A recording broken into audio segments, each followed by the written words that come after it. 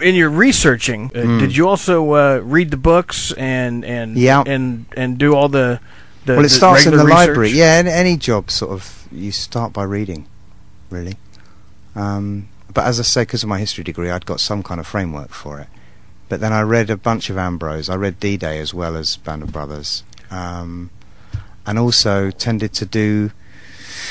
You do slightly more offbeat things just to kind of get you involved in it a bit. So I remember during Band of Brothers, we all tended to start listening to music of the period as well. Don't sit under that apple tree with anyone else but me. I know that song. Exactly. That's a good tip. We just listened to Glenn Miller and stuff, and I think it was Matt Settle who started that off. But so that's part of the research too, is to kind of drag you into a mindset that's different to your own. It's like method acting. Well, that's why I don't want to use that. I mean, I don't know. I've had that thrown at me a couple of times since I started acting, and I've always kind of shrugged it off a little bit, because I'm not sure that. It strikes me that everybody's got their own method. Yeah, absolutely. And to smaller and lesser extents, you immerse yourself or you don't. I would say method acting is probably a generic term for it. For getting in there. Yeah. For being a bit heavy with it. Yeah. Put it this way. Even though I shirk the sort of the word for it, my girlfriend at the time, Band of Brothers did an interesting thing. It polarized relationships big time. You either split up with people or you married them. Wow. That's what happened on Band of Brothers. I split up with my long-term girlfriend, great girl of 6.5 years, because she basically found me after boot camp on my fists in the kitchen doing push-ups at 3 or 4 in the morning. I think at that stage she thought, you know what, this is actually out of control a little bit. So she, I'm sure, would have thrown the accusation at me of it being quite method. But I don't know, especially because I'm involved in a play at the moment, I tend to sort of shun the word a little bit. I got you. Which I shouldn't, maybe. But it's just that it's always struck me as a bit of a cul-de-sac method work, because there's so much that you can't actually experience. So, hey, I'm playing a serial killer, which I've done before sometimes. How can I method that up? Oh, I can't. Oh, I get killed horribly in this scene. How can I method that? Oh, I can't. So, yeah. So we have some people in the chat room by the name of Nick and Cleo, and they wanted to know... Oh, my God. I know who they are. They wanted to know how brave you are in real life. I know who they are. I know you do. If you're as brave as Harry. Well, I think coming down here was pretty brave, Nick. I spoke to you yesterday, man. You thought I was going to head back. Be honest. I just got to take my jumper off because I'm hot and my brother's on the line. I was worried he was going to meet us last night and decide it wasn't worth staying here. Yeah. It's like, and then just retreat. He comes into the studio, uses the restroom, and goes, yeah, I don't like you guys. I'm out of here. No, I'm just getting warmed up. I'm figuring I'm going to stay. Yeah, it's like that Aboriginal thing where your soul catches up with you. You know, if you travel, you know. And mine's just about on the outskirts of Kansas now. He's making his way into Gladstone as we speak. Oh, God, still has a ways to go then. Nick, I think I've been pretty brave coming down here. I think it's pretty brave of you, my brother, to come on air and try and mock me in front of my my friends. I think we asked them to call in, but I guess maybe they don't have Skype or something, or maybe they're a little. Yeah, maybe they're a little bit. Maybe their courage is in question. Yeah, that's what I'm thinking. Actually, it's harsh to say that about Cleo because she's still a pretty young girl. But my brother's a coward, abject coward. And he's I believe that. On a more serious note about Band of Brothers, I did want to mention this actually about when I said about episode 3 being my favourite.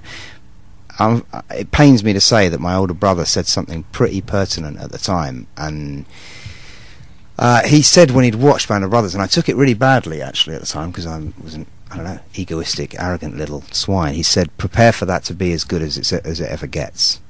When he saw episode 3, and I thought he meant, yeah, that's it for you now. It's all downhill from now, buddy.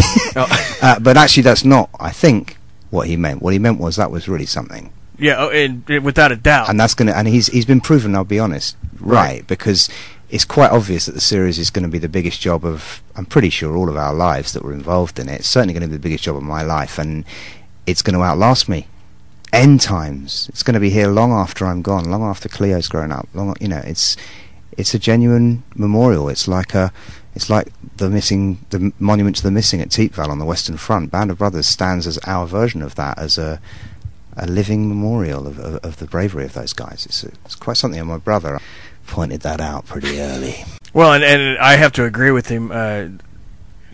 Just watching it, the the whole the acting, not just the acting. I mean, the acting was phenomenal, but the entire production of everything was spot on. I mean, it was just perfect. Well, you must have read some of those, quotes about. I actually went back to my university last year. They asked me back to do a. Would you believe it? I guess you could call it a lecture. It was easily it was a lot more terrifying than this. There wasn't quite a podium, but there was a room full of people, who were a lot brighter than me.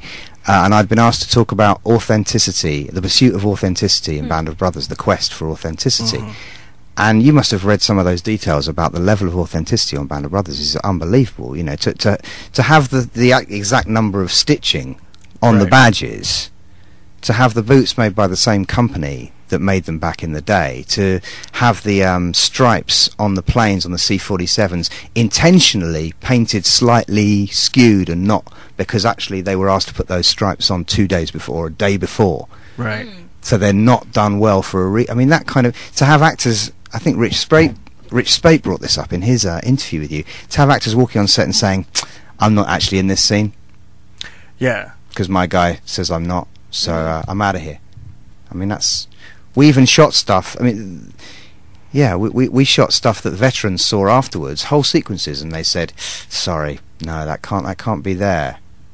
And so we took it out. If you think about the budget on that, right, it boggles belief to think. Right. I mean, a conservative estimate of the budget, I think I'm right in saying, is between $120 and more $1 million for the series. So you're looking at conservatively $12 million an hour. And if you make, most British feature films are made for, I don't know, what, 2-3 million quid? Right. So we're making 2 of those per hour of television for Band of Brothers. And that's not just blank checkbook filmmaking, that's actual incredible attention to detail. I mean, Spielberg walked on set one day in the Carentan battle and literally pointed out one wall that wasn't quite dirty enough. This is a whole town. Yeah. That wall over there. It's entirely too white. That's got an edge of white to it. So I think that authenticity is a rare thing, isn't it? I have to hand it to... I mean, even though I started this by hammering into boot camp, I have to hand it to Dale Dye about that. I guess, and the powers that be, the people who were giving him orders, I don't like to think that anyone could really give Dale Dye orders, but I guess... At some point in time, somebody had to. And somewhere along the line, early on, in its inception, they disseminated that idea that you're talking about the bigger picture. Yeah. And we all got it. And it was never hammered into us. It was not like we sat down and said, now, you're lucky to be here. It wasn't quite like that. It kind of went in gradually and by osmosis. And by the time we got back from boot camp and marched around Hatfield, which is what we did, we came back from boot camp and in military cadence, we marched around as a company. We were ready to go.